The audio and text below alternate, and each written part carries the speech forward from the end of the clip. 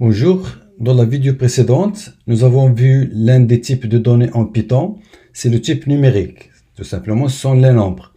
Dans cette vidéo, nous allons voir un autre type, c'est le type, ce qu'on appelle le type str ou chaîne de caractères. Les chaînes de caractères, c'est tout simplement du texte. Pour définir une chaîne de caractères ou pour stocker une chaîne de caractères dans une variable, il faudra tout simplement l'entourer avec des guillemets simples ou doubles comme nous allons le voir. Par exemple, donc créons une variable par exemple nom égale par exemple rock par exemple. Donc on a utilisé ici les guillemets doubles. Voilà, si je veux afficher donc la valeur de cette variable, donc il suffit d'utiliser la fonction que nous avons déjà vue print et entre parenthèses je vais mettre le nom de la variable.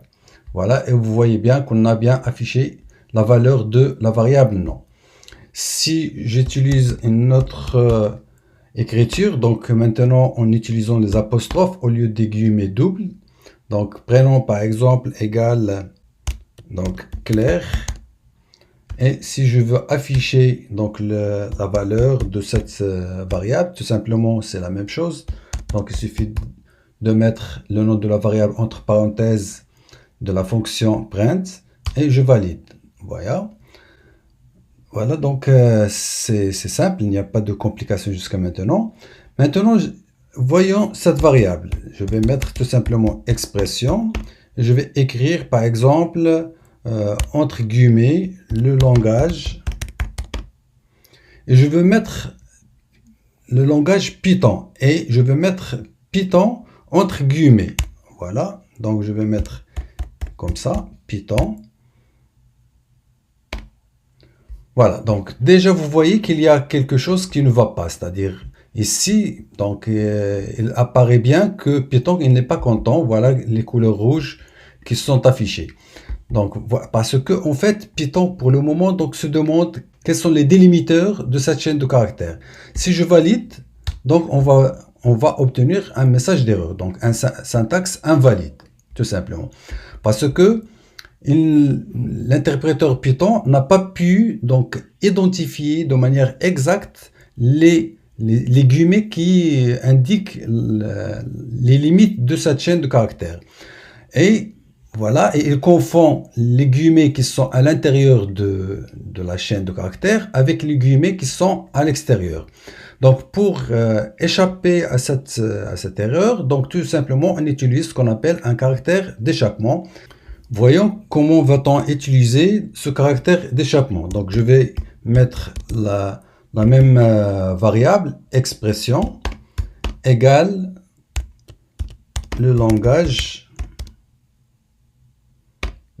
Python, et pour utiliser les guillemets qui encadrent le mot Python, donc je dois mettre anti-slash, puis suivi de guillemets, puis le mot que je veux encadrer. Puis le deuxième, pour mettre le deuxième guillemet, donc il suffit de mettre le anti-slash, puis suivi du guillemet. Voilà, pour le moment, si je valide, donc j'obtiens aucune erreur. Si je veux afficher donc le contenu de cette variable expression, vous voyez qu'on a bien affiché le langage Python avec le mot Python est encadré avec les guillemets. Donc en fait c'est le même principe pour les apostrophes. Je vais d'abord redémarrer ma console. Maintenant si j'écris la phrase suivante par exemple, donc je crée une variable que je vais l'appeler phrase et je vais utiliser les apostrophes au lieu des guillemets. Je vais écrire par exemple je m'appelle par exemple Mohamed. Voilà, et j'encadre, c'est-à-dire j'encadre ma phrase à l'aide des apostrophes. Voilà, mais vous remarquez que j'ai utilisé une apostrophe à l'intérieur de mon texte. Donc vous voyez bien les couleurs rouges, ce qui exprime que Python n'est pas content. Et si je valide, je vais obtenir une erreur de syntaxe, donc invalide syntaxe. Et pour s'échapper à cette erreur, donc il suffit tout simplement d'utiliser le caractère d'échappement, c'est le caractère anti-slash. Donc je vais mettre la même variable et je vais écrire maintenant je m'appelle, mais pour utiliser ici l'apostrophe, je vais mettre le anti-slash, comme ça. Voilà. Donc, c'est-à-dire, j'ai encadré ma phrase par les apostrophes. Ce sont des délimiteurs. Et l'apostrophe qui est utilisée à l'intérieur de mon texte a été échappée par le anti-slash. Pour dire à Python, voilà, l'apostrophe qui est à l'intérieur n'est pas un délimiteur, mais c'est un caractère qu'il faut prendre en compte.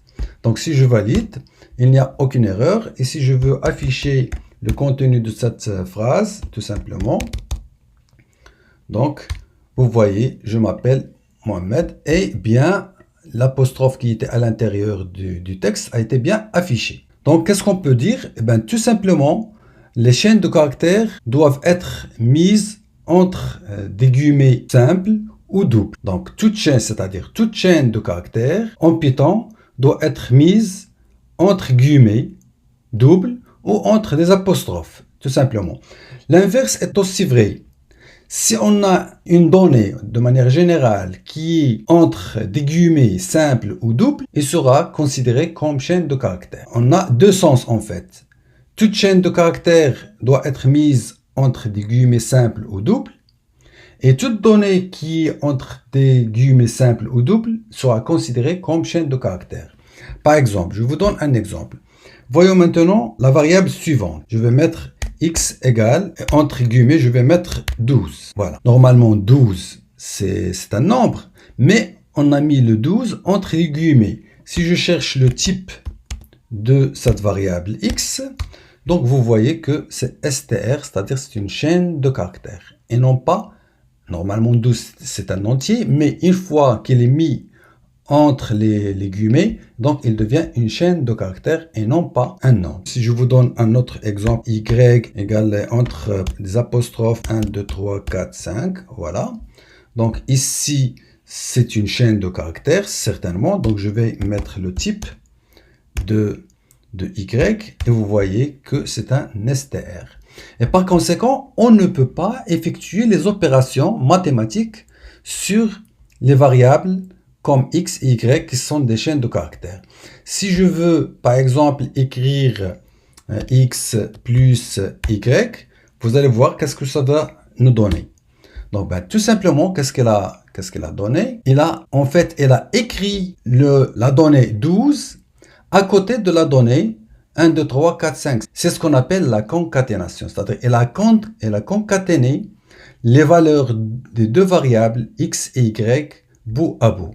Nous allons revenir donc à cet opérateur de concaténation pour les chaînes de caractères.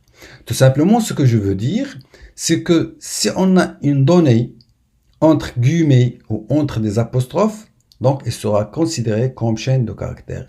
Même si vous avez un nombre qui est entre les apostrophes ou les guillemets, il sera considéré comme une chaîne de caractères et non pas un nombre, tout simplement. Supposons maintenant que je veux convertir x, on a la variable x ici, c'est une chaîne de caractères. Si je veux la convertir en int, par exemple, ou bien en float. Donc, qu'est-ce que je peux dire? Donc, par exemple, donc int, et je vais mettre x.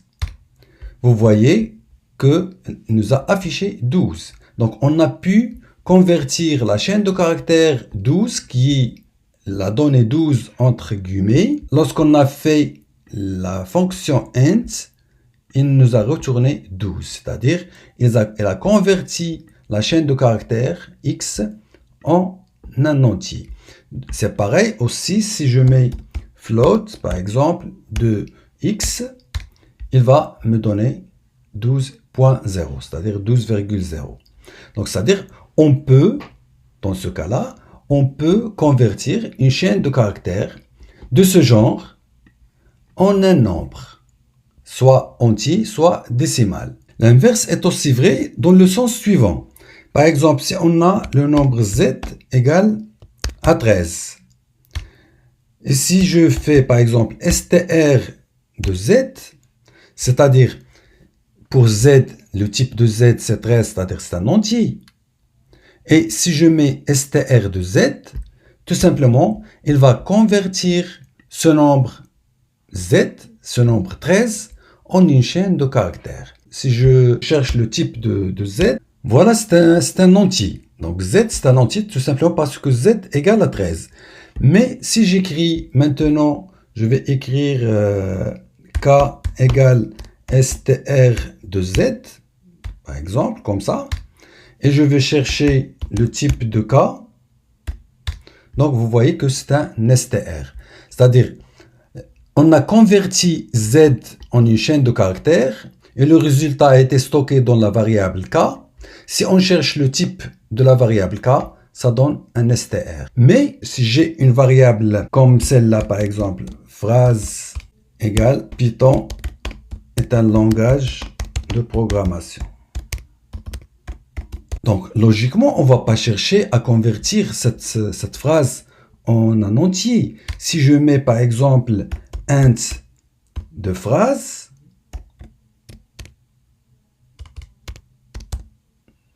si j'essaye de convertir cette variable phrase en un entier, ben, si je valide, vous voyez bien qu'on a obtenu un message d'erreur. Tout simplement parce qu'on ne peut pas convertir du texte brut en un entier, tout simplement. Voilà, c'est tout pour les chaînes de caractères str. Nous aurons donc l'occasion de revenir donc aux chaînes de caractères. Pour le moment, c'est tout ce qu'on a besoin pour avancer dans notre apprentissage du langage Python. Je vous dis donc à très bientôt dans la suite de cette formation.